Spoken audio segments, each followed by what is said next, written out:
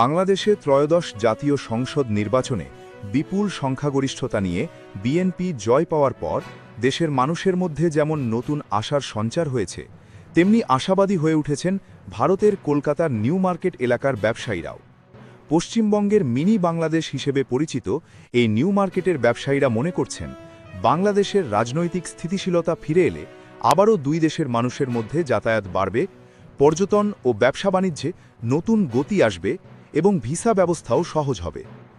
নির্বাচনে বিএনপির জয় নিশ্চিত হওয়ার পরই গত শুক্রবার ১৩ ফেব্রুয়ারি ভারতের প্রধানমন্ত্রী নরেন্দ্র মোদী বিএনপির চেয়ারম্যান তারেক রহমানকে ফোন করে অভিনন্দন জানান।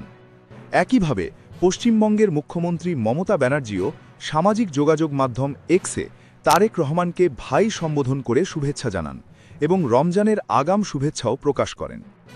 রাজনৈতিক নেতাদের পাশাপাশি কলকাতার নিউ মার্কেট এলাকার ব্যবসায়ীরাও বিএনপির জয়ে উচ্ছ্বসিত।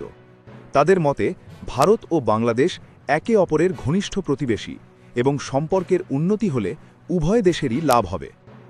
কলকাতার ফ্রি স্ট্রিট ব্যবসায়ী সমিতির সাধারণ সম্পাদক হয়দার আলী খান বলেন, সুষ্ঠু ও অবাধ নির্বাচনের মাধ্যমে বাংলাদেশে যে সরকার আসছে তা ভারতের জন্যেও ইতিবাচক। তারেক রহমানের নেতৃত্ব ও বডি ল্যাঙ্গুয়েজ দেখে মনে হচ্ছে তিনি একজন দক্ষ প্রধানমন্ত্রী হতে পারেন।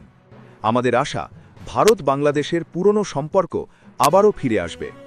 তিনি আরও বলেন, মাছ যেমন পানি ছাড়া বাঁচতে পারে না, তেমনি ভারত ও বাংলাদেশও একে অপরকে ছাড়া থাকতে পারে না। আমাদের যেমন বাংলাদেশের প্রয়োজন, বাংলাদেশেরও তেমনি আমাদের প্রয়োজন।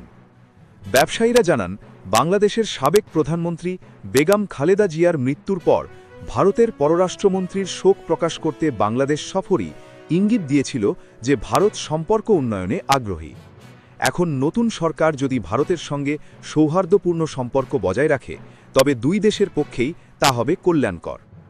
মার্কুই স্ট্রিটে অবস্থিত আর.এন. টেগর হাসপাতালের একটি আউটলেটের কর্মকর্তা জাফর খান বলেন, আমরা তারেক রহমানকে অভিনন্দন জানাই। আমাদের প্রত্যাশা, বাংলাদেশ আবার অগ্রগতির পথে ফিরবে এবং ভারত বাংলাদেশ সম্পর্ক আরও দৃঢ় হবে। কলকাতার নিউ মার্কেট দীর্ঘদিন ধরেই বাংলাদেশি পর্যটকদের ওপর নির্ভরশীল। ভাষা, সংস্কৃতি ও জীবনযাত্রার মিল থাকার কারণে বাংলাদেশিদের প্রথম পছন্দের শহরগুলোর মধ্যে কলকাতা অন্যতম। বিশেষ করে নিউ মার্কেট এলাকাকে কেন্দ্র করে গড়ে উঠেছে hotel, guest house, money exchange, travel agency, shopping mall সহ অসংখ্য ব্যবসা প্রতিষ্ঠান। একসময় নিউ মার্কেটের অলিগলিতে প্রায় ৮০% ক্রেতাই ছিলেন বাংলাদেশি নাগরিক, কিন্তু গত ১.৫ বছরে রাজনৈতিক অস্থিরতার কারণে বাংলাদেশি পর্যটকের সংখ্যা কমে যায় এবং ব্যবসা বাণিজ্য ব্যাপকভাবে ক্ষতিগ্রস্ত হয়। অনেক ব্যবসায়ী বাধ্য হয়ে দোকান বন্ধ করে বিকল্প আয়ের পথ বেছে নিয়েছেন। নিউ মার্কেটের ব্যবসায়ী পিন্টু ঘোষ বলেন, আমাদের আশা ছিল নির্বাচনটা সুষ্ঠুভাবে হোক। যে দলই ক্ষমতায় আসুক, আমাদের ব্যবসার সচল হওয়া দরকার, কারণ নিউ মার্কেটের বড় অংশ বাংলাদেশি পর্যটকদের ওপর নির্ভরশীল। নতুন সরকার যেন ভারতের সঙ্গে সুসম্পর্ক গড়ে তোলে এবং ভিসা সমস্যার সমাধান করে। শ্যামলী পরিবহনের কর্মকর্তা মনোরঞ্জন রায় বলেন, তারেক রহমান প্রধানমন্ত্রী হলে ভারতের সঙ্গে সম্পর্ক উন্নত হবে, ব্যবসা বাণিজ্য বাড়বে এবং ভিসা ব্যবস্থা স্বাভাবিক হবে। এটাই আমাদের প্রত্যাশা। সব মিলিয়ে বিএনপির নির্বাচনী জয় কলকাতার নিউ মার্কেট ব্যবসায়ীদের মনে আবারও আশার আলো জ্বালিয়েছে।